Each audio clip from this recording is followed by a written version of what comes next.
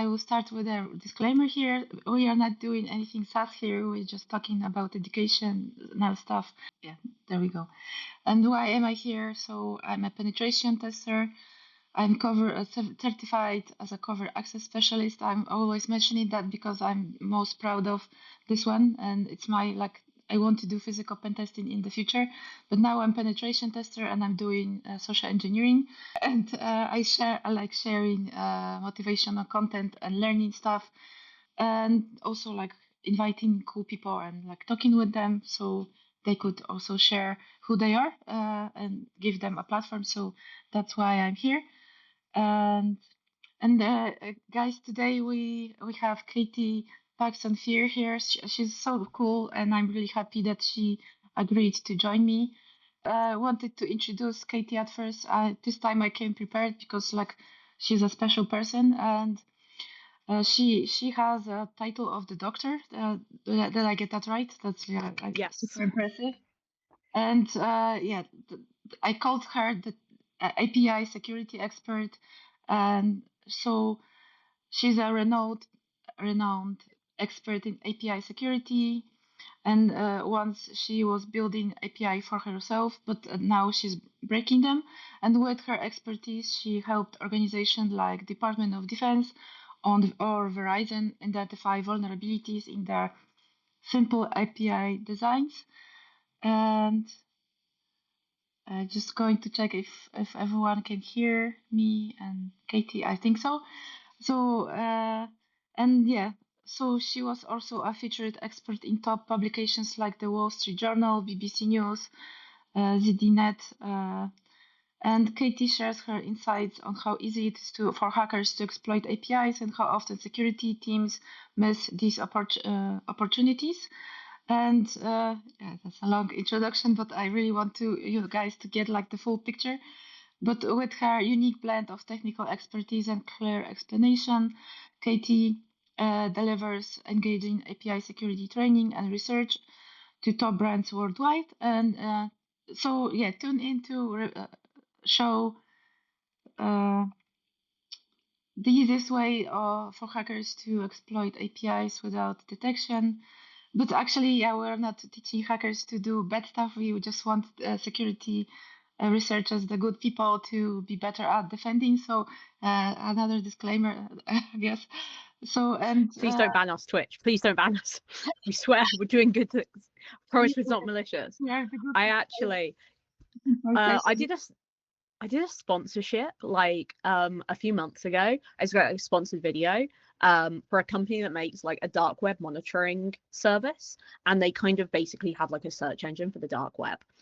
And I did what anybody does when they have access to a search engine. I Googled myself, and I found that there are hackers on the dark web recommending my content to other hackers to learn. So, oh my god. and I was just thought, oh man, I thought that was so funny. I was like, well, I went over there. I went over the hacking forums, so I feel like I can do anything. Yeah, but like guys, we are just here to do good stuff. Let's not, be. Yeah, no, we don't do anything bad. No It's all good. ransomware, please. Okay, but I have a lot of questions for you. But before I start, maybe you want to introduce yourself, like add anything else. Oh, and I didn't say that, but actually I will ask as one of the questions. Recently, like 2 days ago, I submitted my talk for the API-Sec Village for DEF CON. Oh, cool. And I saw that you were one of the people that are like, yeah, checking those. I review them, yeah. Yeah, that's so cool. And I was like, oh my God, she's so impressive. She's already here. And I'm just like gathering my courage to send my first presentation. It's like, yay. So It's such a good community. Like the AppSec Village at DEF CON, like you will not get a friendlier bunch of people. It's incredible. I've been like a part of their review panel, I think, for 3 or 4 years. You know, long since I was actually like able to go to DEF CON. Like I couldn't go, I could just like review the applications. And for me, I love the like just different stuff you get, right? AppSec is so broad that I see everything from like really in-depth technical exploits to people talking about how they engage like their developers with games. And I love how broad it is, how like just incredibly cool all the presentations are. And I kind of get a spoiler as well because I obviously review them, so I get to see what ends up on the pile. But it's great. I like the AppSec Village is like I cannot recommend a better place for your first talk. So fingers crossed for you. I'll keep my fingers crossed. It's blind though, so I can't promise you anything. But if I see yours, maybe I'll end up with a little thumbs up from me if I can recognize it. Yeah, I would just keep my fingers crossed and hope for the best, I guess. But it was really cool because it was always my dream to have a talk on DEF CON, but I didn't really know how to go about it. And now we are talking about me instead of you. But let's get back like just a quick thing. And I sent my presentation for like the main stage, like the main CTF, call for papers, not CTF. And I'm still waiting because it said like 1st of June, but actually someone said, oh, it would be nice if you send to the AppSec village and send me a link. And I didn't connect the dots that you can actually go to the villages because I never been to DEF CON. It's just my first year now. Haven't you? No. It's such a good experience. I love DEF CON. It's so good. My advice, like my top advice, so all of the main stage talks are all recorded, but no, the villages aren't. Every single DEF CON, I spend all my time at the villages because they're like little mini conferences and they're great communities. My other piece of advice is they have an artist alley as well. Get there early because there are like 6 t-shirts. This says critical vulnerability on it. And it's got like a little dragon with a this is Miscreants. It's a great brand. They ran out when I actually went there though. They were like, hey, we run out of those t-shirts. So they sent me one when they reprinted them, which was nice of them. I'm taking notes. This is, and I saw this like Dungeons and Dragons, right? With the there you go. Yeah, like Critical vulnerability because it's a P20. So they're like critical success. Love it. It's great. Miscreants. Fantastic brand. Okay. So let's get back. That was a long commercial break. When maybe you want to introduce yourself and like say something more. Yeah. Hi, my name is Dr. Katie Paxton-Fear. I am a security researcher at a company called Harness. And what that means is that as a job, I have the coolest job. So I spend my time looking at different vulnerabilities, doing like research, giving talks, speaking to customers. I'm basically an advocate for security. And that is the best thing to get paid for. I just get paid to speak to people about cybersecurity and why they should care about it. It's a fantastic job. I could never do something like pen testing. I'm too chaotic to like find everything and go through things with a fine-tooth comb. I am very much somebody who like lives off of doing something different every single day. Before that, I was a lecturer at university, and I still teach at the university 1 day a week. I teach on the cybersecurity degree program. I teach a unit called ethical hacking. My students have actually just submitted their assignments to the university, so I have to grade them soon. I have to grade them this weekend. And aside from that, I do a lot of traveling. I travel to the US like basically monthly. I spend a lot of time kind of talking about security, and in my free time I am very much into like needlecraft and making stuff with my hands. I think it's because I spend so much time on the computer, and you kind of don't really get like a physical thing from it, right? Like you spend all this time hacking, you don't really have anything to show for it. So I do crochet, I do knitting, I do 3D printing. I basically turn long strings into different stuff, into 3D objects. I picked up electronics recently as well. I just made like I picked up an ESP32, and I've been programming those. Yeah, my PhD is in AI, so I do a lot of AI, and then I did deciphering ancient languages with computing. That was my degree certificate, my degree project when I was at uni. Yeah, lots of things in lots of different pies. I always say when people like introduce me, I'm like, I should be awaiting my Nobel Prize for getting more time in the day, but they hasn't been delivered to me yet, so I don't have that prize, but I do a lot of different stuff. That's so cool. I can kind of relate because I have a lot of hobbies as well, but it's like mostly now sports and music. But I saw that you have like a cool toy on the shelf, and you mentioned crocheting. So This is Cthulhu. So when I made him, I thought he was gonna be like this big, right? And I have a Cthulhu that big. And I was like, yeah, he's not gonna be that big. And then I made his legs and his little fingers here, and I'm like, oh, Cthulhu's gonna be big. He's gonna be really big. So this is my crocheted Cthulhu. I made him myself. The eyes are like glued on because I couldn't. His eyes were too big for my little cuddly toy eyes.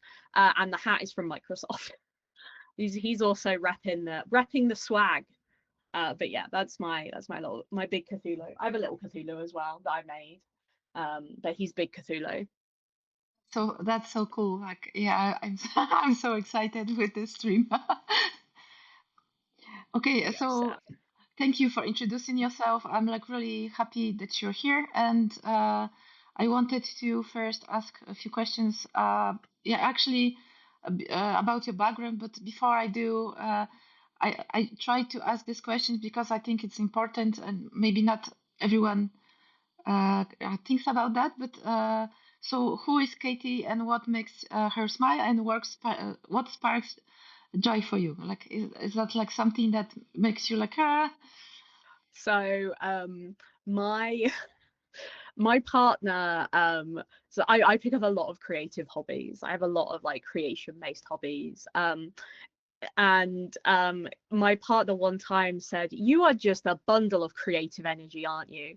And I was like, yeah. So I love making stuff, so that is what I really love. Like I love having something I can touch, I love having something physical.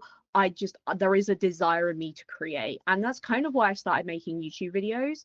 Like education is really important to me, but for me part of it was like just creating stuff that helped, like just making stuff, seeing something come to life. So I do a ton of obviously knitting, crochet, drawing. I do electronics, 3D printing. I do like art with paint and paintbrushes. I do make videos. I do writing. Like I love creation, and for me that's really what sparks joy. And then my second thing is teaching people. Like teaching people is my passion. It's what, you know, a lot of people say, Katie, what's your expertise in bug bounty hunting? And I say, to be honest, it's not hacking. It's not hacking. It's not bug bounty hunting. When I think about what I'm really good at, it's teaching people. And it's what I really love doing. I love teaching people. You know, there is no better time than chatting with, you know, folks, or with, you know, students that I have in real life, or just people on Twitter who consider me their mentor. You know, just being able to see them grow, to evolve, to develop. I've got one student, I won't name him because he probably won't want me to name him, but I taught him this year for ethical hacking, and I think by like week 3 of the semester he had been inspired to start doing bug bounty hunting, and every single week he'd basically update me on how it was going. And he recently got his first bounty, and his first valid vulnerability. And now he's got a job pen testing over the summer. And actually, for me, just being able to see him grow was incredible. It's absolutely nothing to do with me, though. Like, he did all of that himself, and I was just there on the sidelines cheering him on. And for me, being a small part of his success, a very small part, is just incredible. Like, that is why I do what I do, 100%. Yeah, I so relate to all of that, and I really I think I just met a person that is like so similar to me. I feel like you might maybe like a twin, like from a different country or something. Because although I'm not teaching yet, but I really want to, and all I'm doing like sharing on LinkedIn and this Twitch and like everything I'm trying to create and give my energy into is to help other people and like make help them learn. But you are actually on the field and like doing that, so I think that's so cool. And yeah, thank you for doing that. No, I mean, it's my pleasure. Like I said, I have the coolest job. I love my job. The fact that I get to just go and talk to people about security is like incredible. I could never imagine doing a job where like that is it. That my role is just talk to people about something I love. Fantastic. That's so good. Okay, so can you tell us a bit about your background as an API developer turned API hacker? What sparked this career shift for you? So I never really wanted to be in security. It was never my intention to get into security. So when I was at university in my final year, I had a choice about what I wanted to do in my final year. And one of those things was cybersecurity. And I said no. I thought cybersecurity would be way too hard. And I decided I'm going to do mobile app development and web app development because that's what I know really well. I can get a good grade doing that. So I never really intended to get into cybersecurity. It was very much a kind of accident. So after I finished my regular degree, my undergraduate, I was in computer science. I did what most people do. I went and got a job. So I got a job as a junior developer working at a company, and the job was good. Like, I was paid well. I was working on interesting challenges. The founder of the company was like really interested in what I had to say. I was doing a lot of data science and AI stuff, and I hated it. I absolutely hated that job. I hated going in every single day. I was walking to work I was walking to get lunch one day, and it just hit me. I'm like, I don't want to be here. I don't want to do this job anymore. It's not that the job is bad. It's not that, like, the company is really bad. I wasn't getting paid enough. I just had no, like, no love for it. I was missing that purpose for actually doing the job. And that was, again, just a regular development job, right? So that was just kind of your standard make an API, essentially what my job was. So when I kind of had this realization, I was like, I need to quit my job. I need to quit my job immediately. Unfortunately, I had this realization that I was going to go do a PhD in November, and PhDs close in like August.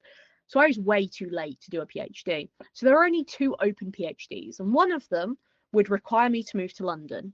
I hate London. I'm not moving to London. And the other one was in cybersecurity. And I was like, you know what? I'm going to be the AI person in cybersecurity, right? Like, I didn't see myself as being part of the cybersecurity community. I just thought, this is how I apply my skills in AI. Like, this is just, the domain in which I apply my skills. There's nothing about what I actually do.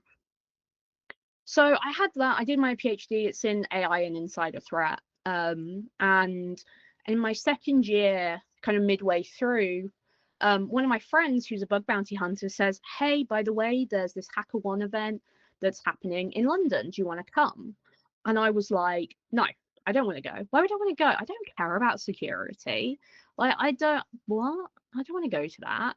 And I got bullied into it. He was like, but I haven't seen you in ages, and a bunch of other people are gonna be there. And I was like, okay, fine, yeah, sure, I guess I'll come.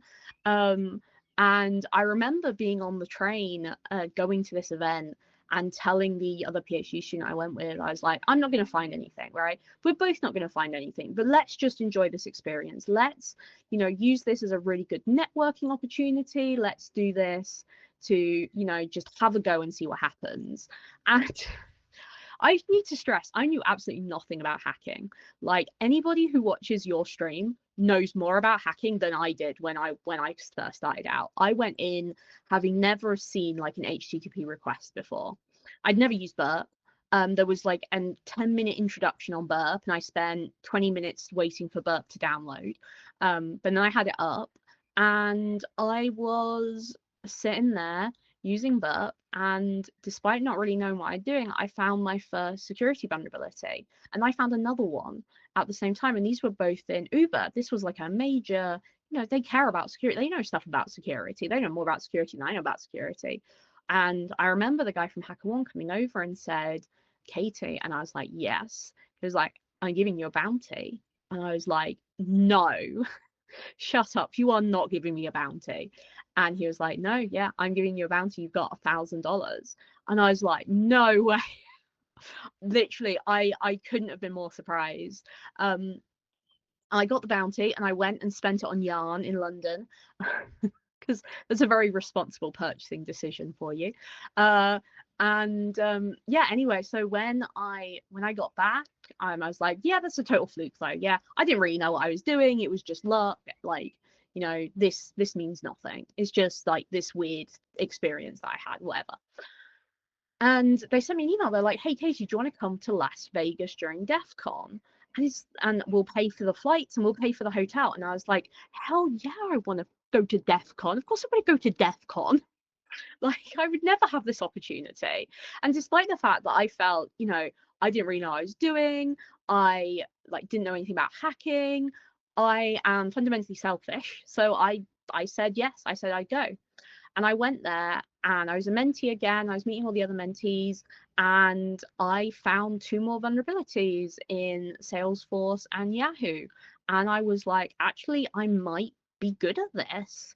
And I just love the experience of hacking. You know, I really, you know, the experience of hacking, it's not like anything else I felt. I love the feeling that you are tracking something down, you're kind of investigating. That just like scratched the right itch in my brain. I had a great time.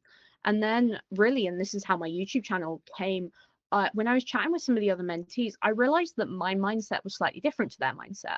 The way I was thinking about hacking and my methodology was slightly different to the way that they were. And I was like, you know, this is probably not unique to this one person. This is probably something that a lot of people struggle with. I'm going to make videos to teach people how to do it.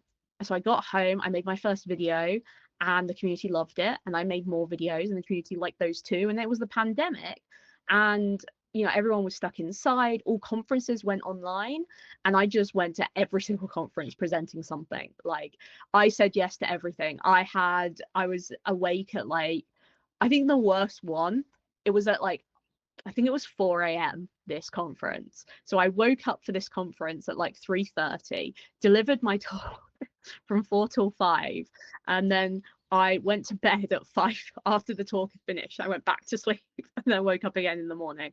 But that's really what then, like, you know, like got me like fame and notoriety, I guess, was making that content. And that's, I've never stopped. I put out a video yesterday, so I just love creating content. That is so cool, and like it makes me smile. Like when you, I already read your story on LinkedIn when I was preparing for the stream, but actually hearing how it happened, it makes you like, you know, like smile, and my face hurts. But because it's so beautiful, that I think you just found your purpose, and you that you are like very talented in this area, kind of like by accident, by like your friend asking you to come and like inviting you. I tell you what, I will never ever again, I've learned my lesson, I will never ever again discount myself before for an opportunity and go, no, I don't want to do that because I don't know what I'm doing. I like, that experience has taught me that, you know, something as simple as saying yes to something, even if you're uncomfortable with, you know, oh, I shouldn't really be here, this is for other people, this is not for me. that experience really taught me that you got to be selfish. Like, you got to go for the opportunities when you see them. You've got to, like, you deserve to be here, take it, because those opportunities only ever come once, and if you turn them down, there's no guarantee somebody will bully you into taking it. And if I hadn't have had that friend tell me, this is like, essentially tell me to go to that HackerOne event, I wouldn't be here right now. I don't know where I would be right now. Like, I definitely wouldn't be in cybersecurity. I'd probably be more in AI. And it really did change the entire course of my life and my career. Yeah, exactly. So yeah, I wanted to say something, but now I'm speechless. So yeah, let's just focus on the list. So my next question would be, what are some common simple API vulnerabilities that you identify? How do hackers typically exploit them? Like if you can share some, but yeah. So it doesn't really matter what kind of client I'm looking at. It could be a small company with like a security team of one person, or it could be a massive multinational organization with a security team of hundreds of people. It doesn't matter.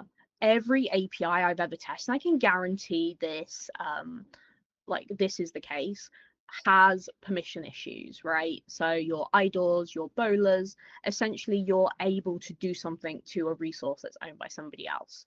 You're able to delete somebody else's post. You're able to upload a video, but it's assigned to a different user. You're able to whatever, like do a moderator action when you're a regular user. That is what I find everywhere, like permission issues. Access control is hard to get right over an entire API. And honestly, nothing I find are big vulnerabilities. Like, I'm not out there finding the new CVEs or the new like exploits, right? I'm not James Kettle. I'm not even like Sturk, right? I I test for silly little mistakes. I test for the kind of stuff that, the difference between broken code and working code is maybe like one line difference, right? And if you've got a code base that's thousands of lines long or hundreds of projects, it's really easy just to miss it. And most of what I find is just stuff that's gotten forgotten and missing. I don't think it's so much, especially in API hacking, it's not about novel vulnerabilities as much. It's way more about the contextual vulnerabilities, the business logic errors, the access control vulnerabilities, the information disclosure type vulnerabilities. They're the ones you tend to find a lot in APIs, and they're not unique to APIs either. You can find them in any application, but I think in APIs in particular, they appear a lot just because there's the attack surface is so large. There's so many different APIs and different API endpoints that something inevitably gets forgotten. So when people ask, what are the best vulnerabilities you found? Honestly, none of them are. None of them are that impressive. None of them are super interesting. They're just little mistakes. But those little mistakes can really add up. And that could be the difference between, your company surviving and you losing millions of dollars because you haven't secured your infrastructure correctly. Could literally just come down to a single line of code. Yeah, like sometimes it's maybe you have old library or like things that are like very simple and like people like I had pen tests when I found like basic stuff, but I think with those basic stuff you can also like have an attack path, but sometimes it came back to me in the next report not patched, so it made me like think like people don't take them seriously, like the Yeah. tiny stuff is like mm, yeah, let's look for SQL injection or like like Yeah, and something like like that. while you do find them, and I certainly don't think that they are fixed, right? Like, I think it's still worth looking for them. Honestly, in my experience, especially in bug bounty hunting, those little mistakes tend to be a more reliable find for me than a big find like SQL injection, because the time a company has a bug bounty program, they've had hundreds of pen tests, right? Like, you're looking for the stuff that people have left in there by accident, and I think that just almost like requires you to kind of think in, or kind of go for the easier stuff, the stuff that's probably just been forgotten, but also the most likely thing to be in there still. Yeah, that's a fair point. And I have a comment question in the chat here. Katie, can you please make new videos on bug bounty with new Barb AI? That's the 10, but I actually have a question for that. Have you used the new Barb AI and what do you think about it? I have not used Burp AI. I would say I'm very AI light in how I like to hack and how I approach things. When people ask me why, I'm like, I enjoy the hacking. I want to do that part myself. I don't want to offload that to an AI. So I actually don't use a lot of AI. I only recently, like, I picked up vibe coding for making intentionally vulnerable labs for myself to practice on. So I've only just picked up vibe coding like recently. It's only like a few weeks ago that I picked it up. But there's definitely videos coming out on bug bounty hunting. I've got a bunch ready to go. I've got one on file uploads that should be coming next week. I'm going to do one on MCP, talking about like some AI vulnerabilities that people can find in the bug bounty context. And I've got an entire series of like 10 videos with BugCrowd that are focusing on what BugCrowd said people's first vulnerabilities reported on the platform are. So I'm going to make a complete beginner's guide to getting your first bug. That's yeah, I'm looking forward to actually, yeah, I wanted to go into bug bounty in my previous job, but actually I was not allowed with my contract, and then I actually happened to work for a bug bounty company, but as a uh, success success hacker. Oh, I never remember Hacker that. success. Hacker success manager. Yes. Yeah. So that's like really funny. Like I have some like I wanted to do bug bounty. I work for a bug bounty company. So there's like some I go around bug bounty, but I never go into it. But now like funnily I'm doing the bug bounty certification on Hack the Box because Nice. I really see I really think that the path is like really good for web security and like pen testing, like learning the new stuff and like maybe polishing the ones that I already knew. And I don't actually have other certifications that CompTIA Security Plus, which is kind of embarrassing for me. So I just I don't have wanted to. any certifications. Like, I don't have anything. I have my degrees and that's it. So you don't really need certifications, I I, find. I'm start yeah I because I used to like measure my worth with like do I have any like in cybersecurity in pen testing do I have any certifications, and no, I only have one and like 40 ones that I finished a course, and I don't really think that they're like a big deal. They weren't that hard, like that's why I meant Hmm. to say. But now I'm starting to think, okay, but I don't have any certificates. Like, oh, okay, I had the one. I don't have like many. I don't have the OCP. Okay, I'm trying to say that I started to think, okay, but I work hard and I'm sharing like my educational uh, yeah, what I'm trying to learn and like my path on LinkedIn, and like I'm a podcast host now and I work at Black Hill, so maybe I don't really need OCP. I don't know, like Honestly, like so in I'm my experience, I like my YouTube videos are what got me my job because the company I work for, it's called Harness. But I used to work for a company called Traceable. They got it merged with Harness, so I now work for Harness.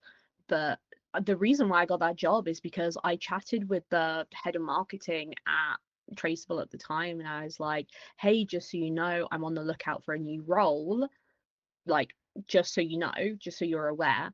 And they created the job for me. Like, I think the job requirements had PhD or higher, like, listed on it, even though it was for a marketing role, because they wanted me. And honestly, like, my content has genuinely been like part of my success, like in work. A lot of people find me through YouTube. It's weird getting recognized though. It's very weird getting recognized now. But I do think it has made such a huge difference. But yeah, you say that it's worth being recognized. But how do you so someone recognizes you on DEFCON and comes up to you and says, "Oh, you're so cool. I like you. I've been following you. You're here, here, and here. I've seen your videos." Like, how do you respond to that? Because I'm still learning how to like respond because I'm kind of like a hermit. I spend a lot of time myself learning and like creating stuff and like doing labs and like bettering myself. But then I go out there and someone comes up to me and I'm surprised. Like, oh, you know me? Like, and apparently, like people are so excited and I'm a big deal. It's So how do you answer? I want to learn.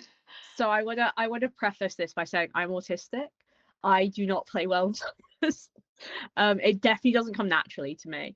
You know, the first time I was kind of talking about this, I was like chatting with one of my colleagues, and I was like to him, I'm like, oh yeah, sometimes I get noticed, and people want to take photos with me. And he was basically like, yeah, whatever, like that's you're joking. No joke. 5 minutes later, as we're walking into Black Hat, somebody noticed me and goes, "Can you take a photo with me?" And I was like, "It looks like I paid him to be there." But after this conversation, but when I meet fans, I still have the impression that there is one person watching my videos, and it's my partner, and he's just doing it as out of support for me in getting my watch time up. He watches them on mute as well, so he doesn't even have to listen to me. He watches them 2x speed on mute, just to get the view number one higher. But I don't really, it doesn't really process for me how many people watch me now. So when I meet somebody and they're like, "Oh, I really like your videos, they're so cool." I'm like, "Wow, that's amazing. Like, tell me about yourself." And I think the best compliment I've ever gotten from anyone is always when somebody says, "I used to watch your videos." You might be thinking, why? That means they don't watch them anymore. Like, you're a content creator. Surely the goal is for people to watch your videos. And yes, it is. But by someone saying, I used to watch them, they have watched them, they've learned what I've had to say, and they've moved on. They've got like a job in cybersecurity now. They're working as a pen tester, they're doing bug bounty hunting. They don't need my help anymore. They can do it on their own. And that to me is always the great thing to hear. So I always ask folks about their journey and how they got here, because they already know everything about me. Like, they've watched my content, they've probably followed me on Twitter, they've seen my inane ramblings a ton. So I really take the opportunity to get to know them and kind of understand the impact that, yeah, my videos are made on them, but also just get to know folks, like, and just chat with them and just understand where they're coming from and who they are, and getting to know them too. I think with getting internet well, mild internet fame, I think it's really easy to get caught up in the whole, oh yeah, I'm famous, everyone knows who I am. When actually, it's not about you, it's about what your content has enabled somebody else to do. So hearing about how my videos have helped them get into cybersecurity, or helped them get their first job, or helped them pass an interview, or maybe they watched my videos for a bit, decided I'm not interested in bug bounty hunting, I don't like it, and then they've gone and found something they do love instead. And for me, that's the greatest thing. So I always ask people about themselves and their career and how they ended up not watching me anymore, because I love to hear it. Yeah, that's actually a great answer, and I actually am taking notes here because you have so much to share, and yeah, I'm learning as well. And yeah, and what you said was like so beautiful that you have like a good perspective on things, so you don't take it as personally that oh they don't want you anymore, like why, but you're happy that they grew and your videos were like a springboard for them to launch their career. So I think that's like really cool that you're changing And people's I think lives. that's the actual impact of my videos. It's not about how many views I get. It's not about the ad revenue. It's not about how much influence I weirdly wield. It's about changing people's lives. It's about giving back to a community that has given me so much. I have a responsibility to give back to that community. Yeah, I I love that so much. So yeah, I decided to be the senior I didn't have when I was a junior. So that's like my reason why I'm doing this. But yeah, I'm speechless, so maybe I should start asking questions. But okay, I want to ask about API security training and research now. So you deliver, yeah, I didn't ask one question before, but so I will ask that one later. Okay, confusing. You deliver API security training to some of the largest brands worldwide. Can you share a success story from one of your sessions, and what was the most effective? Uh, what was most effective in engaging your audience? Like this is yeah. Oh, that's a really good question. So the favorite session I've ever done was with a group of developers. So I was delivering some training to developers, and for me, one of the best things about this training was that I was teaching the developers how to be a hacker.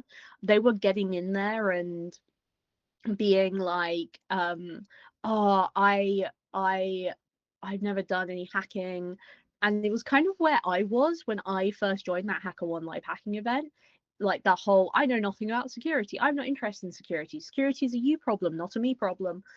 But being able to deliver that for developers and being like, oh my gosh, here's how you learn how to hack. And their reaction was incredible. Like they just really enjoyed the experience. They put on like their bad guy impressions, and they were super engaged, and they were having such a great time. That has always been my favorite piece of training that I've done, is like sit down. In this case, these developers were like security champions at a company, so they did know a little bit about security, but it was very much from the kind of compliance side of things, where they're like, oh yeah, the this is just something I have to do. This is just part of my job. To, oh my God, I'm having a really good time hacking this computer. This is really cool. That was really incredible. That's been my favorite thing I've done. And I also taught my mum how to hack as well. My mum is very scared of computers. She doesn't really know anything about computers. She doesn't use a computer at all. She is she like, I'm talking, this is somebody who hits the start menu button on her keyboard and gets scared by the start menu appearing. And I was teaching her how to hack, and then throughout it she was like, man, is it really this easy? And I was like, yeah, it is actually. It is just changing numbers from ones to zeros. Yeah, actually, yeah, that's a fair point. That it's we think that this is like so overwhelming and you have to learn all of those things, but actually the vulnerabilities that you can find are like pretty like yeah, you just poke around and okay, you found something, you know. So that's like a fair point. Thank you for mentioning that. And the question I forgot to ask before was, how do these vulnerabilities often go unnoticed by organizations despite their size and security posture? And that was question about the simple API vulnerabilities, why they're not finding them. Yeah. I think so. Some of it is because, a lot of organizations are so large. I think a lot of hackers kind of don't necessarily know how developers write software. Developers push new, and this kind of comes with a lot of folks in the bug bounty community who say, I don't have any private invites, I'm never going to find a vulnerability. Developers push code out all the time, right? Especially at big companies. You're looking at code being pushed out like a few hours a day, multiple different times a day, like constantly. And so the simple answer is that with there's being so many um you know lines of code being shipped, a lot of it is just gets unnoticed. A lot of it just gets kind of forgotten about, and especially in APIs. So APIs are unique in the sense that they are very developer focused products. So when a developer wants to write an API, they just write it. They don't think about the security of it. They don't think about who the consumer is. It's not a product where people are like getting asked difficult questions around security. It's a product where, for the most part, people are just shipping code. And because it's very developer focused, it doesn't have the same it doesn't have the same kind of, I guess, like the best thing would be like maturity as a more typical application would. And that's kind of why I like APIs. APIs are very raw. They're very like very simple kind of applications where a lot can go wrong. So I think there's kind of multiple things. I think one, it's because, you know, developers write APIs for themselves. They don't write like they don't write it as a product, right? They don't think about the security outcomes of it. They just write what they need, how they need it. Two is that APIs and like code in general is shipped every single day, right? Like even on a public program where you have a budget of security that's in the millions of dollars of range, like they're still shipping code every day. All you need is one little mistake and boom, that's it. That's a bounty. That's a vulnerability. You've got it. And I think thirdly, you know, because APIs don't look like regular applications, a lot of developers kind of have the impression that they're like internal resources, right? Like this is an API, it's only for internal use, so it doesn't matter about security vulnerabilities. Forgetting the API is still on the internet. Like, yeah, there's no developer documentation, there's no developer API, but actually the developer like does the developer still needs to think about security, and often they don't for APIs. I think those are the kind of three big reasons. That's a great answer. Thank you for sharing that. And people are joining my chat already. I think they noticed us on LinkedIn or something and asking questions. So I have a question for you from the chat now. Cool. And then we'll have like a follow-up question that is from me. But Katie, could you share some tips for API hacking? Right now, I'm messing with API stuff, and I'm full-time hunter, not hacker, hunter. But for API, I wanna do some more learning. But still, my target is a simple API domain, and I feel a little bit stuck. So, yeah, what advice, tips, or maybe resources could you recommend? So my first big tip with any API hacking is not to overthink it. I think a lot of people get caught up with APIs as a different kind of hacking. It's really not. It really is just another web application. Any vulnerability that applies to a web application also applies to APIs. They look weird, but fundamentally, the vulnerabilities they have are kind of the same.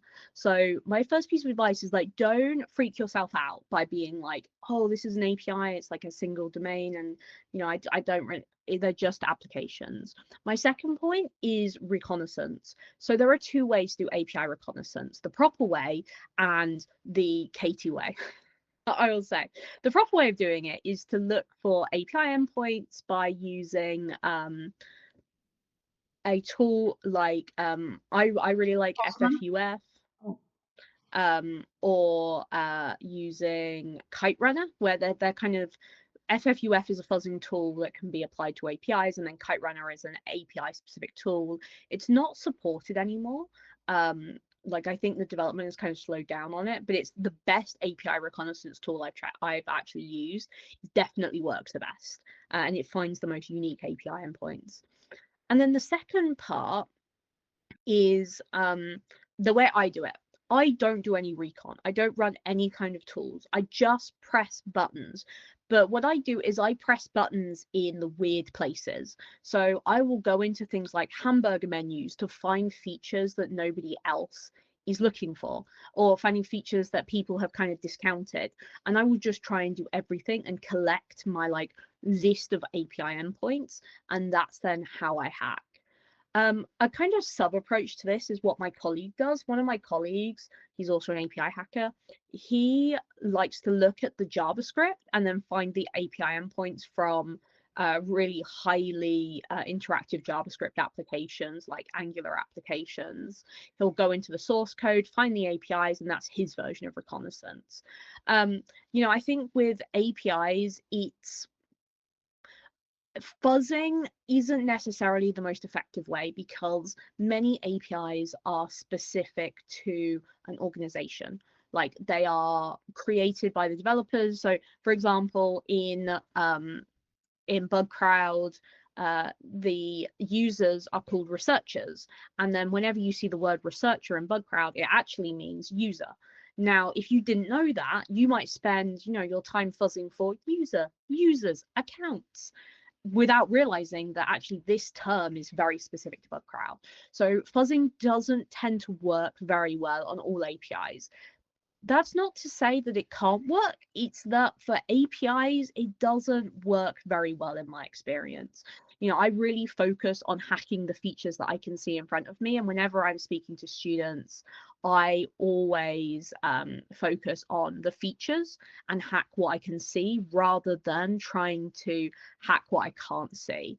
And I think really, as far as other kind of vulnerabilities go, definitely have a look at some of the common frameworks. So there are like Spring Boot actuators, for example, in Java. Those can be gold mines for bugs. They can be gold mines for finding vulnerabilities because they reveal so much about how an API works, and they really give you debug information, and that alone is enough for a vulnerability. But knowing that, oh, okay, I'm looking at a Java application, I should look for Spring Boot actuators, having that kind of connection. And honestly, it doesn't matter what kind of hacking you do. I always suggest you go broad. So always try and learn about as many vulnerabilities as you can, but you don't have to learn them deeply. You just want to learn the signs of a vulnerability. You want to be able to very quickly go, okay, this is written in Java, I'm going to look for an actuator. This is an API, I'm going to look for permission issues. This is GraphQL, I'm going to do introspection. And knowing those early signs can really help you to just kind of focus on breadth first, have a lot of vulnerabilities in mind, and then when you're actually in that position where you see that kind of application, then you dive deep. And when I speak to the top hackers, that's kind of the approach that they use. The other approach is they just learn a lot about one vulnerability and just find that everywhere. So that's like not the approach that I use. I have, very broad knowledge. It's not very deep on quite a lot of vulnerabilities. But you know what? If I see a Spring application, I know I need to go to look up Spring Boot actuators, and I can find all of it in Google, right? Like, or nowadays people can just use AI as well and just get AI to tell you about things. So I think the strategy is learn broadly and then go deep when you need to. Yeah, I'm taking notes again, but I really love your advice that you can take notes in a way that, oh, this is JavaScript, so I will look for this and this. And this is actually like a mind shift for me as well. So yeah, great advice and great answer for that question. I'm so impressed with you. And so, okay, but to follow my follow-up question for this, we had just had like a example of how you explain things and your approach. So your approach combines easy to understand explanations with technical details. How do you strike that balance, and what's the most common challenge you face when communicating complex security concepts? So I will say I'm an idiot. I am not that smart. The biggest fraud I've ever pulled on the internet is people think that I know everything. I do not know everything. When I make a video, I often go into that video knowing nothing about that vulnerability, or like the barest minimum about that vulnerability. I will, as I'm making the video, I will begin to understand it better. And any video I make kind of goes through these steps of like, I start out thinking I know a lot, realize I really don't know a lot, then do the research that I need for the video, but that kind of pushes my own knowledge forward as well. For me, it's such a great, like motivator. And then with that, I spend a lot of time reading disclosure reports. That's the biggest advice I can give to people who are trying to get into bug bounty hunting and even pen testing as well, is the like look at what other people have found, because that will tell you essentially what vulnerabilities are out there. Whatever the trends are, whatever you kind of see more of, that's really what vulnerabilities are out there. And as you read those reports, and when I try and explain them, I realize I don't know them very well. Like, I don't understand what they were able to do. I don't really get it. And then I'm like, okay, I need to understand more. And honestly, like I don't know that much about a bunch of different topics. I'm not like super intelligent. I'm not like, oh, Katie has a massive brain, he knows everything about it. No, I'm an idiot, and I make videos for other idiots like me who don't know. And together, we learn. I think as well, what I try and do with my videos is that I am fundamentally someone who's come through the academic system, right? Like I've got a degree. Um, I didn't do well at school, but I'll pretend I did well at school.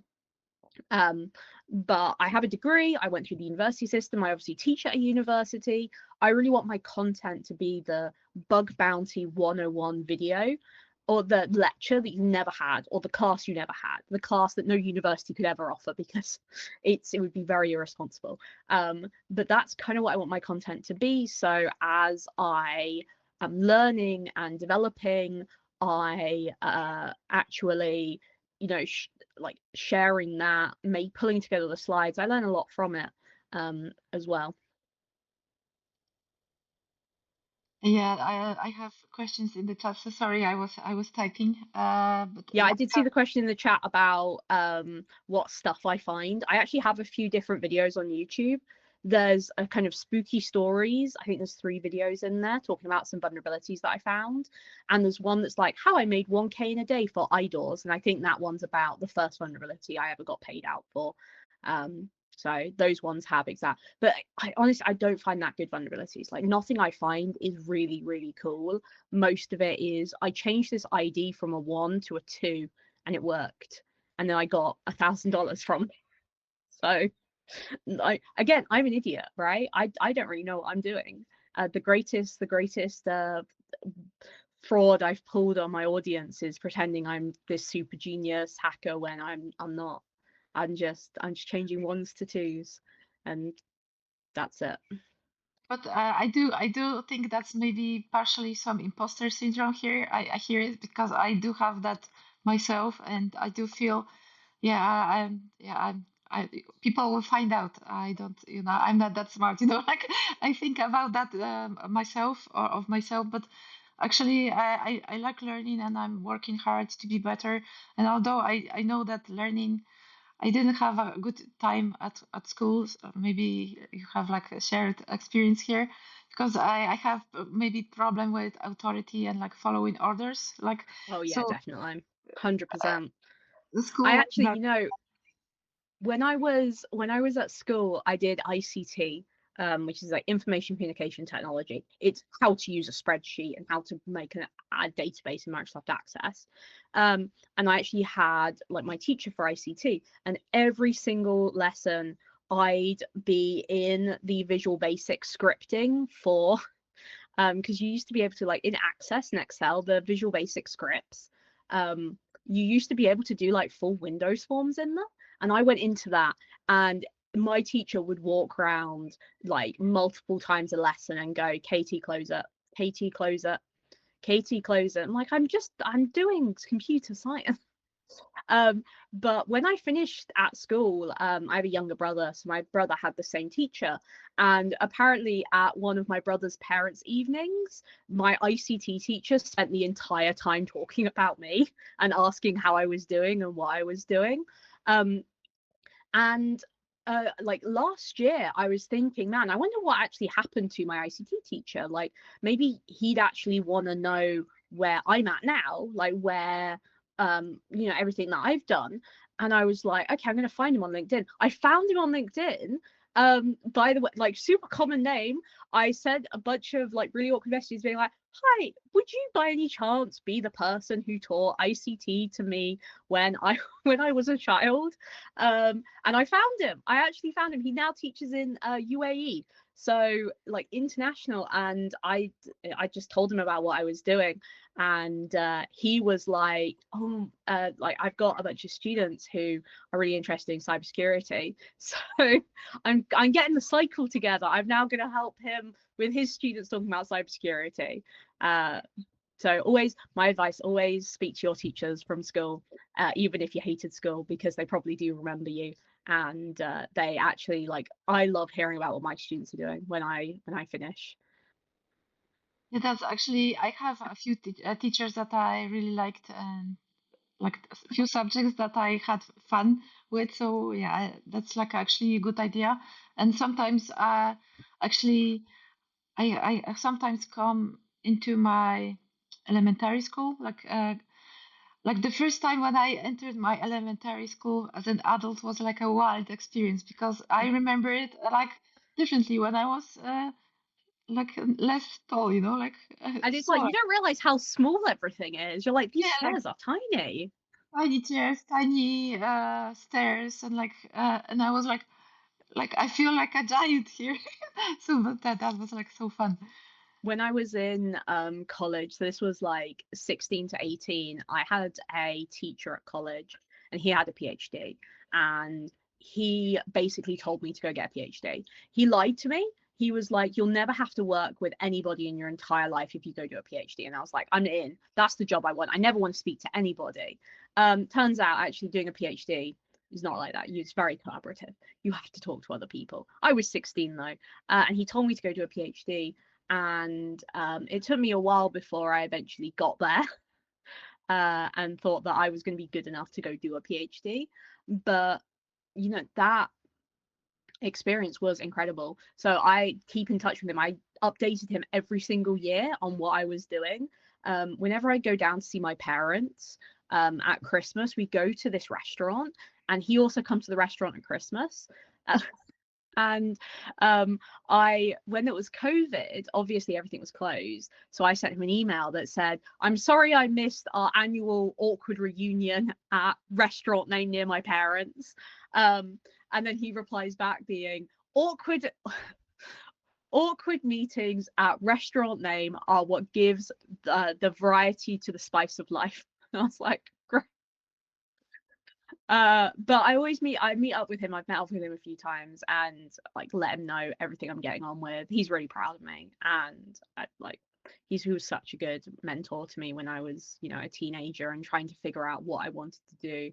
And I'll never forget what he did. He's also in the for my PhD thesis, I put him in the acknowledgements as well. I'm like, this wouldn't be possible unless it was for this particular teacher I had when I was 16. Yeah, but yeah, I'm like blown away. Like I don't know how to say that because I didn't have any mentors like my whole life. I'm mentoring myself, and yeah, but that's really great that you had someone that had an impact on your life and like took interest and like spent their energy on you. So I think that's like really precious, and I'm really happy that you are keeping in touch with that person. So yeah, thank you for sharing that story. I think as well, you know, I've had this opportunity. Um, this is something that I know I'm really thankful that I had. Not a lot of people get it, and it's really what drives me to now be a mentor for others. It's like, look, I have been lifted up by this community. I have had these opportunities. I want to give back to the same community that has given me so much. And it is my responsibility to give back. So every single time that someone sends me a message being like, Katie, I'm sorry to bother you, but I'm like, do not even worry about it. Like, my job is for you to bother me and give you my thoughts and help you where I can. That is part of my mission. Thank you. And okay, so I'm looking at my questions, and they are like very serious and very professional. So I don't know. Yeah, I'm having second thoughts here, but I wanted to ask you like a different question. Like I actually saved it for the end. And before I do, I actually didn't ask you before we started, and we already are talking here an hour. So uh, do you still have time? And Yes, no, keep going, keep going. I've set up the next 45 minutes, so we can keep going. okay. So thank you. Yeah, good that I asked, I guess. So what is your biggest win, you think? And what was your biggest failure? And what did you learn from that experience? And if you don't want to share your failure, then you don't have to. It's okay with me. But yeah, that's the question. That's such a good question. I'm going to give my biggest failure first. So this is really embarrassing. But when I was like, especially when I was first getting started with API hacking, I messed up the direction of my cookies. So I was testing for idols. So with that, you have two accounts. You have account 1 and account 2. You have your victim and then your attacker. And what you do is you do a bunch of different stuff on your victim account. So you change your username, you update your email address, you upload content, you post stuff, you comment on stuff, you do other like you just fill up your burp with a bunch of different functions. And then you go to your attacker, you copy the attacker's cookie and then put it in all of those requests. Then you're simulating, hey, can I do something to my victim while using my attacker's cookie? Now, you have to be really careful with this because JWTs look very similar and it can sometimes be hard to make sure you've copied the correct cookie. And so what I did is I copied the wrong cookie. I copied my victim's cookie. So I wasn't simulating whether or not I could log in with my own, sorry, I wasn't testing whether or not if I was logged into my attacker account, I could change my victims. I was testing, can I log into my victim's account and then test my victim? And that's not a security vulnerability. And I was so excited when every single request worked. I'm like, oh my God, like this entire application has just got no access control on it. No, it did. I'm just an idiot and I didn't notice. So that's kind of my like biggest failure. It's just very embarrassing because it's something that I always warn people not to do. And I just didn't check. I got too excited. I didn't check myself. So that's my biggest failure. I think my biggest win, interesting enough, is not my vulnerability. It's actually somebody else's. So when I worked at BugCrowd, I worked in something called appeals. And what that meant is that this was like every bug bounty that just wasn't successful for whatever reason. So it could be that maybe the client had stopped responding to the hacker. It could have been that triage dropped the ball and then never triaged the report properly. It could be that somebody had misunderstood the hacker and now we're not checking to see whether or not that was fixed. There was just quite a lot of abuse. I admit, like hackers are not always the most polite, but I really remember this case. So I had been looking at this program and this hacker has been trying to get a reply from a customer for ages. And we had just blocker after blocker on the customer and it had been mentioned in the customer's checkup calls. And this report was just not moving. And by the time that the customer actually got to this report, they had fixed it accidentally with something else. The problem is they'd only fixed half of it. They'd fixed the initial vulnerability to exploit. They hadn't fixed the entire chain. So what I did to show the customer that it still worked was I found another initial exploit that would work. I went to the hacker's script and I changed the script to use this different exploit. And I showed the customer, look, this still works. And the hacker got paid out the full amount for the bounty. Like, yes, it was months late. And it was, I think, at kind of a lower priority level than it should have been. But I was just so pleased for this hacker that originally, was never going to get paid out for this, who actually did get paid out. And they actually did manage to, finally get the bounty that they deserved. And being able to be part of that and like fix that for somebody else, for me, it was as somebody who at that point spent a lot of time, arguing with customers, arguing with hackers, having people, threaten me, having like really abusive messages. It can be hard, especially in triage where there are things like quotas, to stay motivated. But for me, that was a situation where I was like, yeah, actually, like I can see why I do what I do. Like I see the impact that it's made. So that's probably my biggest win. But weirdly enough, it's not one of my wins, it's somebody else's wins.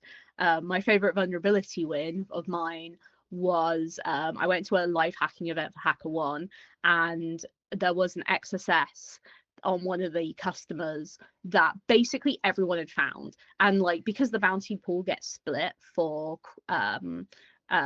vulnerabilities submitted before the event starts, I think everyone got like $10 for this XSS. I was the only person who had found a XSS that was completely unique.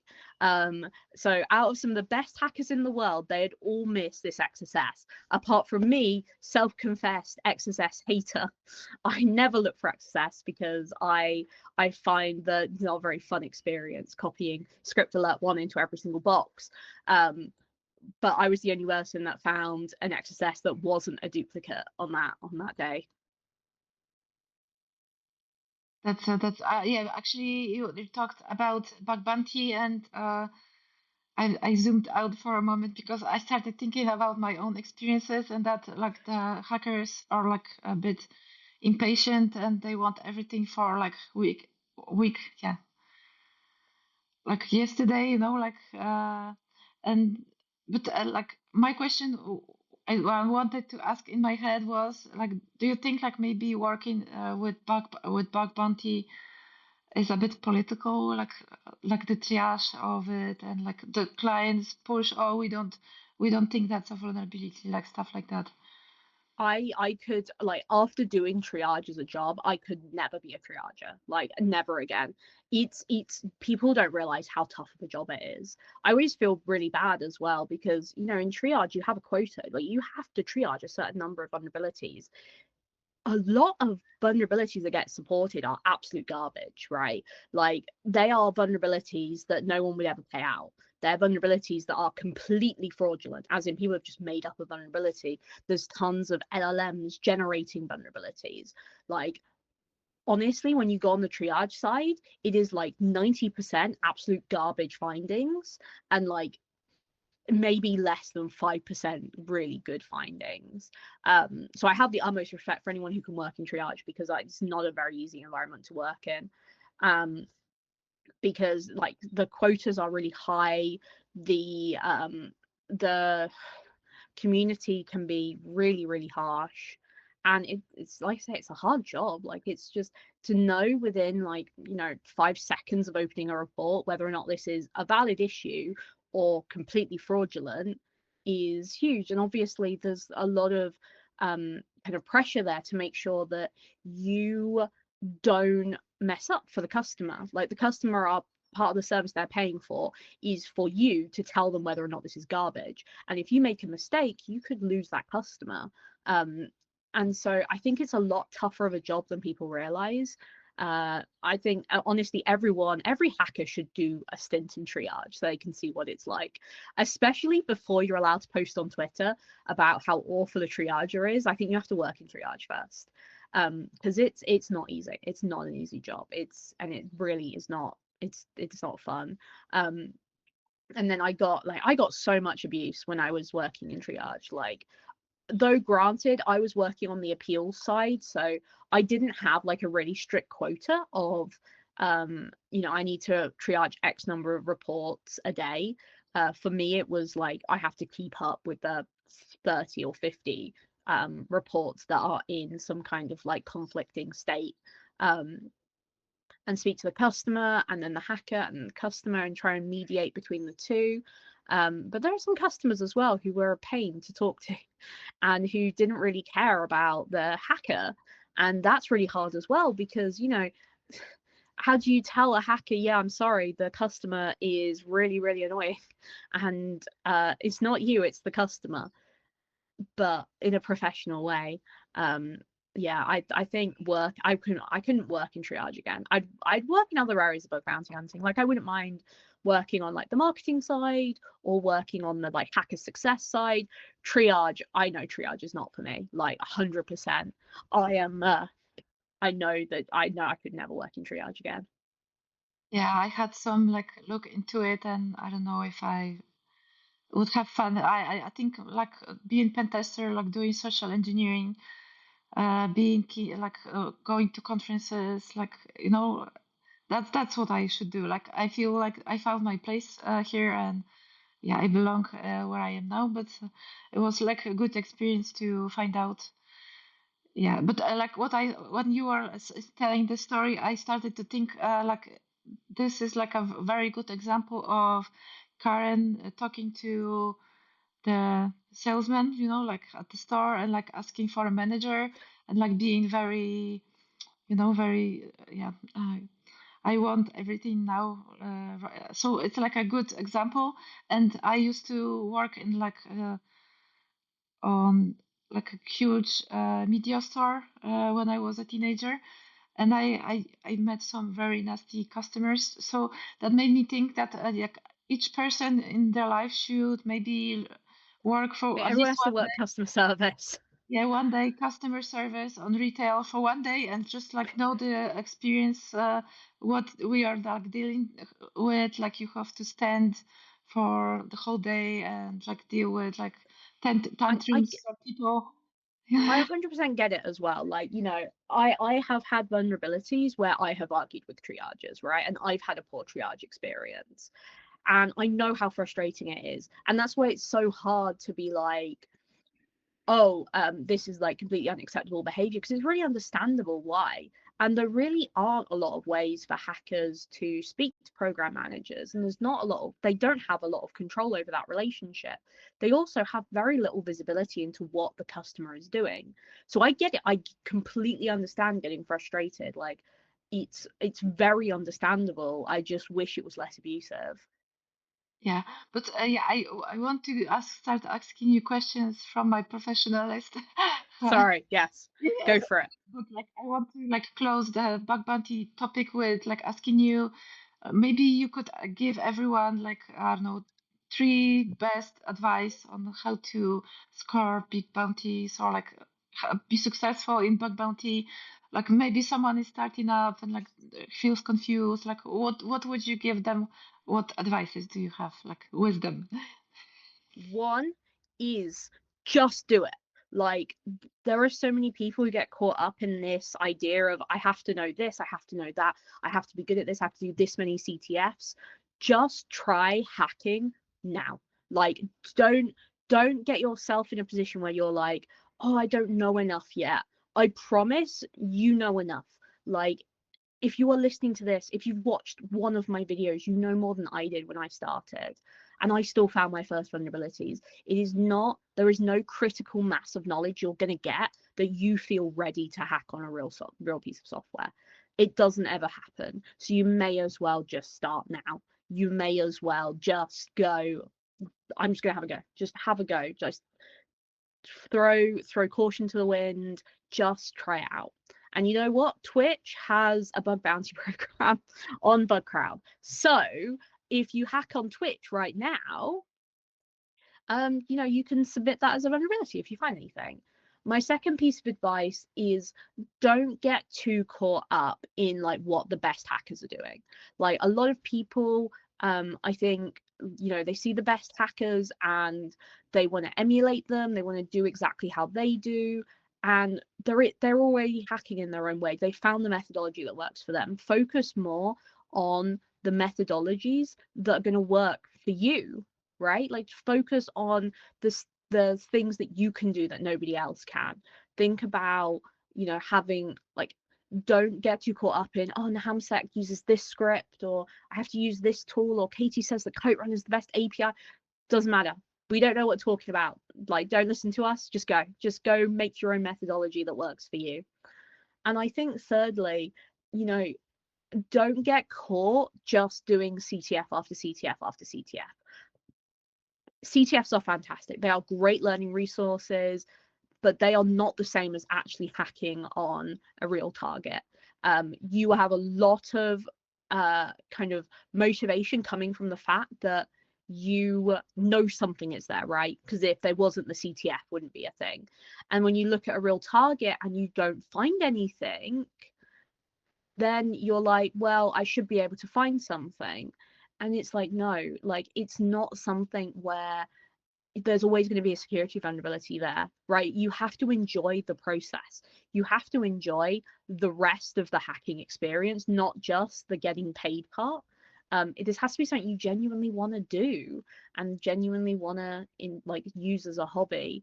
I think so many people get caught up, and I think part of this is the flaw of people like me who talk about the money aspect of it. A lot of people think this is a get rich quick scheme. and that, you know, all you have to do is press some buttons and then you're going to be a millionaire. It doesn't work like that. There's a lot of not finding anything. There's a lot of, you know, learning and just chatting with other hackers. There's a lot of, you know, like, to be very British, a lot of hard graft that takes place. You know, you've got to work hard to get there. And you're not going to get thousands of dollars for your first bounty. You're probably going to get a small bounty, and that's fine. Yeah, but you got a bounty, so a small win is a win too. So yeah. And even if you get a duplicate, you know, a lot of people are like, oh, I got my first bounty, I got my first bug, but it's a dupe. It's like, that's fantastic. Like, getting a duplicate means that you are good enough to find a vulnerability. Like, you found one. You just weren't quick enough yet. And that's the bug bounty meta talking. Like, there are ways you can make it so you can find bugs faster, right? There's like the bug bounty meta. But if you can actually find a bug, it doesn't matter if it's a duplicate, you know what you're doing. You found a security vulnerability. Now it's just time to speed it up. Yeah, that's a great advice. Like, actually, a few of them, and thank you for sharing. And a very good comment. I will read it out loud. Don't compare yourself. Do it on your own speed. And I do agree with that as well, because we think, oh, she's so cool. She knows all of that, but then actually, yeah, you are different. Maybe you're cool in different topics, and you're like talented in different areas. So you're unique. So everyone is different. So there is no rule to compare ourselves. And And I'm you too know, I chatty. think, you know, it's very tempting to go, oh, Katie knows how to do bug bounty hunting, or Nahamsak knows how to do bug bounty hunting. I'm just going to copy their methodology and do it myself. That's something that works for us. That's not something that works for everybody. And like, even if I was to get like whatever somebody else's methodology, maybe they do a lot of recon, like Jason Haddock, for example, I would have no idea what to do with that. I do no recon, and there's no point me even trying to like use that or borrow that, right? Like, it is, for me, I need to focus on the stuff that I know, which is APIs and API hacking, rather than explicitly just trying to copy what somebody else is doing. Yeah, that's a fair point. Okay, I am jumping into like, and great answer, great advice. Thank you for sharing that. But I'm really interested what you say for. So for this question, what your answer would be? Are there any industries or sectors that are particularly vulnerable to API security threats? And like, connected question, kind of, as an expert in breaking APIs, what advice would you give to organizations looking to prevent similar vulnerabilities in the future? Weirdly enough, automotive like connected cars, they just always tend to have tons of API security vulnerabilities. I don't know what it is about them, but I think it's just the fact they use apps. I mean, mobile apps in general are a great place to look for API security vulnerabilities. I very rarely look at desktop applications or even like web apps. I primarily look at mobile apps, and I've got, you know, you can see, but actually behind me over here, I have like a little bank of all my phones, my iPads that are charged for hacking. So I find, yeah, quite a lot of mobile apps, and then automotive tends to be like, especially when I look at across the entire industry, automotive tends to be particularly bad. I don't know why. In terms of organizations securing APIs, like, I think you've got to understand that not API security vulnerabilities are not like other security vulnerabilities. So with something like cross-site scripting or SQL injection, there are really clear signs. Like a XSS will almost always have a script alert, right? It will definitely have a script tag, and it will always inject JavaScript. Now, the SQL injection will always comment out the rest of the query. This is a very broad generalization. It's not the case everywhere. There's always different ways to get past filters, but for the most part, most WAFs can pick this up. And something like Cloudflare will pick up new WAF bypasses in less than 24 hours, right? So a lot of organizations will rely on WAFs to do the main bulk of their API security, but API security attacks don't have really clear signatures. They are really, really subtle. They're very contextual. You know, this person is trying to access the resource of user 1 when they're logged in as user 2. So that's the security vulnerability is that, but it's not something you can really easily notice. And I think for organizations, recognizing that subtle difference is really hard. And it's not something you can fix easily. It's something that either needs, usually a human to kind of be in the loop and actually fit like look through it and do a human pen test, for example, right? It's not something that's very easily automatable.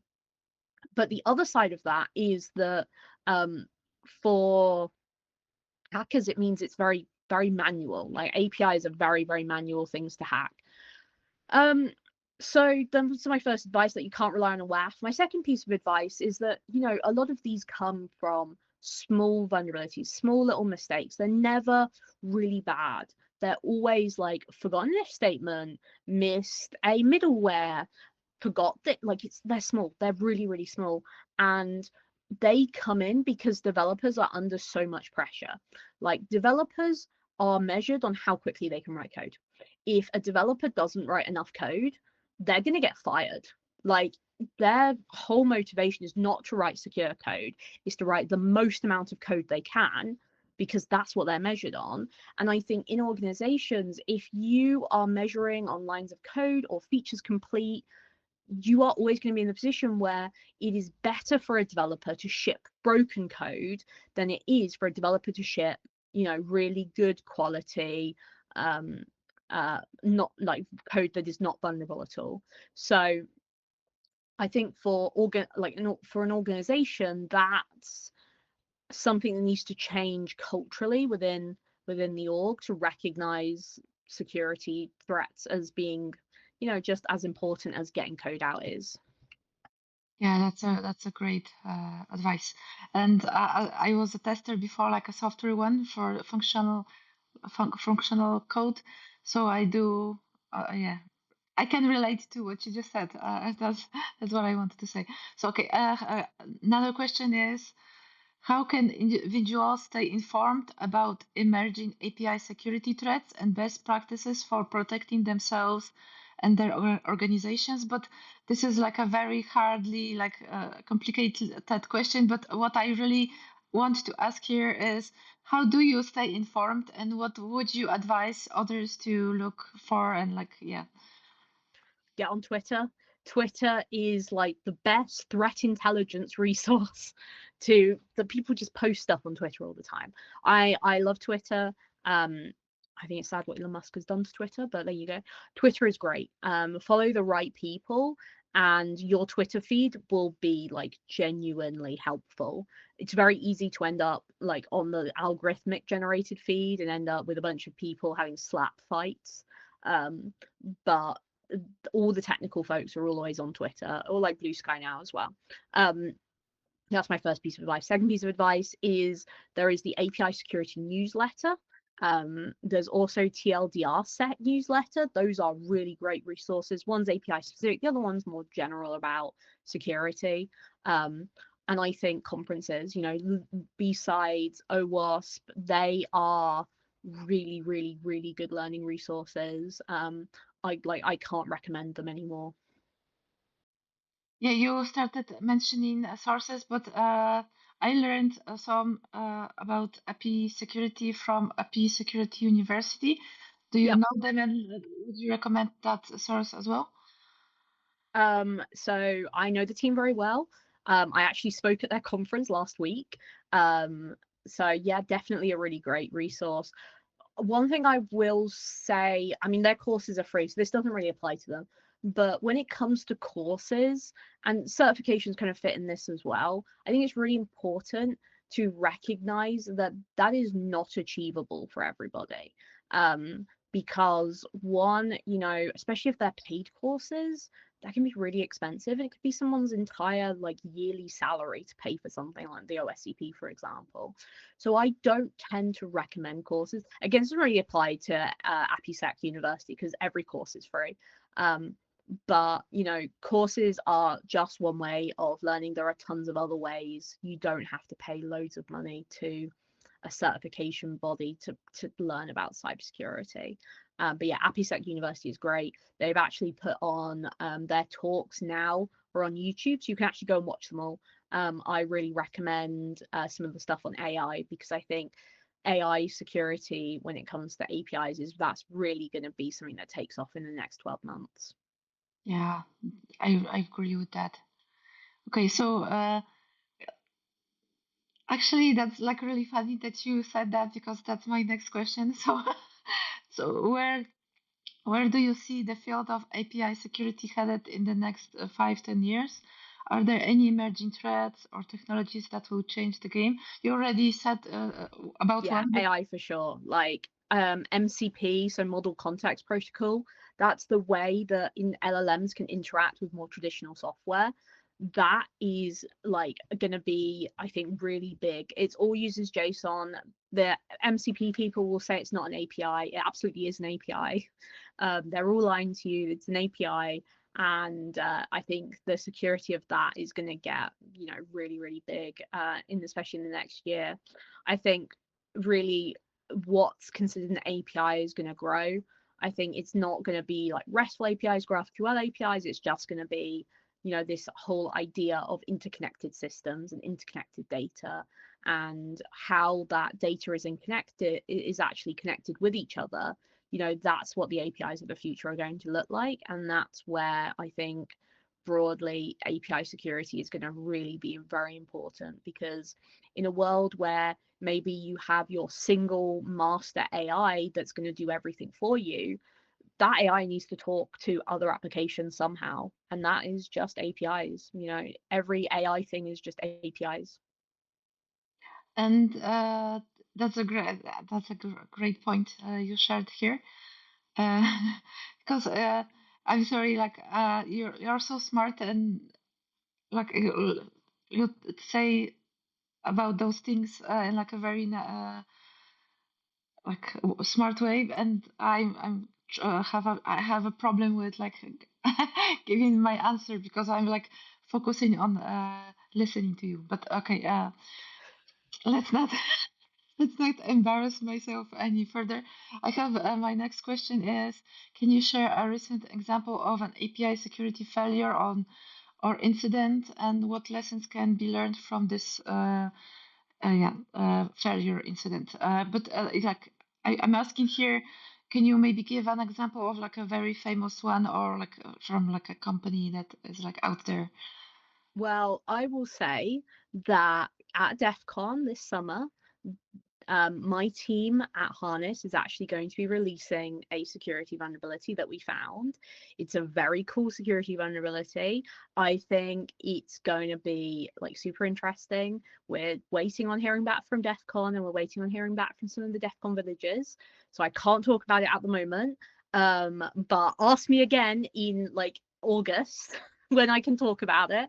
And I will tell you exactly about it. I think this is a great example of a vulnerability that wasn't found by me. It was found by my wider team, and the people I work with, of how APIs are really vulnerable. And really the flaw in quite a lot of them is often assuming that they are internal only, and assuming that they are like, it's the same as having like any other intranet resource, when actually APIs can be a lot more, because they can be public.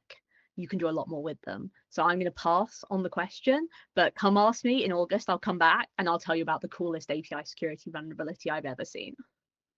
Yeah, that's actually a good idea. So maybe I should invite you to another stream so we could talk about that, and maybe the experiences from DEF CON or something like that. So it's a good, yeah, I'm keeping my fingers crossed, so you can like reveal it in a nice way what's happening to me. But yeah, I don't have problems with talking usually like that, so I'm shocked. But maybe I'm It's all just good. tired. You should hear my Polish. Like, it's gonna be awful. Yeah, actually, yeah. But it might be that I'm still jet lagged and tired. So yeah, Understandable. yeah. I'm sorry for everyone that is listening. And okay, No, don't apologize to them. They're watching. They're getting something out of it. yeah, like if they're like annoyed, then they can leave. Okay, never mind. So my next question is, what kind of like related to just what you just said, actually, but what's next on for your research and training efforts, and are there any new projects or initiatives on the horizon for you? So for me, it's really about AI. I have always been a bit of an AI skeptic with LLMs. I don't have a lot of AI in my workflow. I've not really been advocating for a lot of AI, but I can see that I am in the minority here. A lot of folks are very interested in AI. AI is honestly here to stay. And I think there's going to be so many, like the next big security breach is going to come via AI. It's probably going to be an API combined with AI. So for me, my next big project is really about jumping into AI security and bringing in my like expertise from being like doing my PhD in AI, knowing that kind of academic lens to AI, but bringing that to the kind of practical lens as well. I've tried out some vibe coding. I made a video on vibe coding. I'm going to be making a video on MCP. I'm going to be talking a lot more about like AI agents and bots and stuff like that. And really like what does the future of security look like? And I think a lot of people, we hear quite a lot like AI is going to mean that we lose jobs. A lot of the layoffs are happening in technology because of AI. And I think there's a big temptation to go, well, we're all gonna lose our jobs to AI. That's it. Like we're all messed up. I don't think it's that bad. I think when it comes to developers coding with AI, where we've got a internet full of AI agents, there are some real security risks there that we can prevent and be part of the solution for. And while a lot of people are worried about the industry and the economics going forwards, I think AI has a really good it sounds bad, but it's like it's so good for us as hackers that developers don't really know what they're doing and who don't know about how to do AI security really well. So we've got a great opportunity, I think, to educate and be like AI experts. So that's my big kind of project going forward, is going to be education around AI security without the hype, without the marketing, which is just the technical details, right? It's not everyone has to switch to AI. It's not we're all going to lose our jobs to AI. This is the reality of the economics that we are working in at the moment, and it includes AI, like 100%. I will say I do need to go in the next few minutes, so I could probably do one last question. Yeah, so I have actually, I have only two very short questions, so we Okay, can wrap cool. it up. So, but I wanted to just say at the end of what, like, don't be scared of AI, utilize it to make your work better. So yeah, like, use it for your own good and don't be scared. Okay, but my last questions would be your favorite hacker movie and your favorite food dish, and I'm done. So Okay, my favorite hacker movie, Digimon, the one where they go into the internet, the Return of Diabolomon. I think that's it's the third film in the Digimon dub. But they go into the internet and they like fight the Digimon in the internet. I love that film. That is like I think the best representation of hacking. Uh, and the like director directed another film called Summer Wars. Oh my god, that film is oh, I love like that the song. animation. It is incredible, but it's the same director, so that's why the Digimon like art style is the same with like the red outlines and stuff. That's all from the Digimon movie. But I loved Digimon as a kid, so I'm picking Digimon. What was the next question? Sorry, I forgot. Film Favorite and food. Favorite food. favorite food. So I actually found out this week I'm allergic to something. I've never had a food allergy before, and so I had like anaphylaxis. I went to the hospital, and they're like, yeah, you can't eat anything that was in this dish I had, and what was in that dish was wheat, milk, potatoes, fish, and I was like, but no, I love fish. I love potatoes. I love wheat. And so the past week I've been really, really struggling to adapt to like having wheat-free foods, having dairy-free food. And so I'm going to say bread because I really miss bread. I miss bread so much. I could devour like a baguette or a sourdough or something, and I miss it so much. So for me, it's bread. Oh my God, we have some bread lovers in the chat as well. And yeah, for me it's bread and cheese, but probably my favorite one is ramen. But yeah, I come from Eastern Poland region, like that is like famous for potato dishes. We have like 101, like and pierogies. Like oh, okay, I'm chatting because we are talking about food, but yeah, that must be really hard. But I'm sure there are like other. I wanted to say like maybe cheese, but there's like dairies there. So okay. Like I would say, vegan cheese has not been too bad. It's the bread that's really killed me. Like, because there are so many foods. Like, did you know that chocolate has wheat in it? Because I didn't until I picked up some chocolate and it said wheat. And there are like candy that has wheat in it, and every single like ready meal has wheat in it. I'm like, what am I supposed? Everything has wheat. I'm really hoping I'm not actually allergic to the wheat. I hope it's something else because I'm gonna be so sad if I can never eat bread again. I'm gonna be like gutted. Someone will have to check up on me, make sure I'm okay. I make sure to do that. And okay, so you said you have to leave. So do you want to say Yes. something at the end? And I wanted to thank you for coming to my stream and like sharing all your knowledge, all your wisdom, and giving all those useful tips and tricks for the people. And yeah, go. No, thank you so much for having me. It's been my pleasure to be here and to chat with your community. You know, I really appreciate it. And I think if I was to leave anybody with one piece of advice, it is go hack stuff. Like, don't wait. Don't tell yourself you'll do it tomorrow. Don't tell yourself you'll learn enough. You'll watch this one YouTube video. Don't do it. Just start hacking. I promise you that you are ready for it. I promise you that it's not a big deal. It's not this like, there's no critical mass of knowledge you need. There's no one tool that's going to make it easier for you. The only thing you can do is just have a go. And I promise you, like, if you just try, you will be way more successful than if you tell yourself, you know, I just need to do this, I just need to do that. You know, I think everyone here has the ability to find vulnerabilities and to find critical vulnerabilities. It's just a case of trying it out, having a go, opening burp, and just trying it. That's a great and that's a great advice. And actually, it's like advice that I gave myself.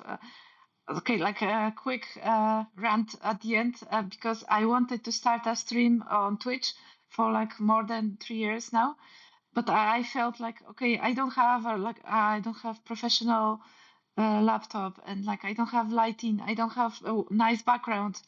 I lived with my sister for a while, you know, so in a room, so and I was like, oh, I'm not ready. It's like not professional. It doesn't look like it looks on Twitch. And I was like waiting and waiting and waiting, and then like 3 years passed by, and then I felt like, okay, fuck it, I'm just going to do it, and I'm And learning that's on what the you fly. that's it. That's it. You just need to go for it. Like, I think that's the same with YouTube videos. In fact, it's better because at the start, if you want to make content at the start, nobody's going to watch you anyway. So it doesn't matter how bad it looks. It doesn't matter that you don't have the right like techniques or the right tools or the right hardware, right? What happens, like what matters is there is stuff out there. You have put something out into the world. You will get better.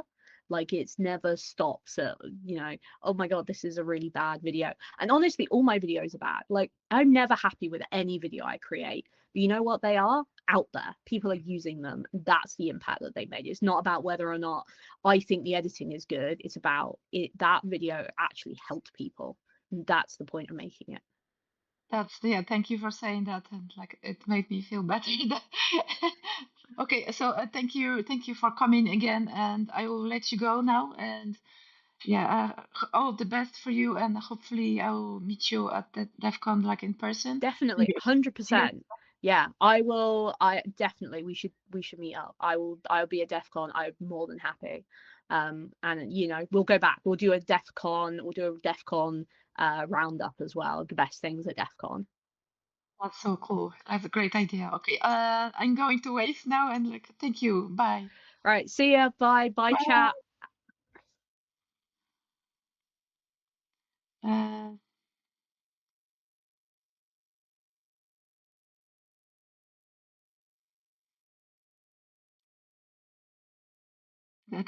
Okay, can you, I think you can hear me still.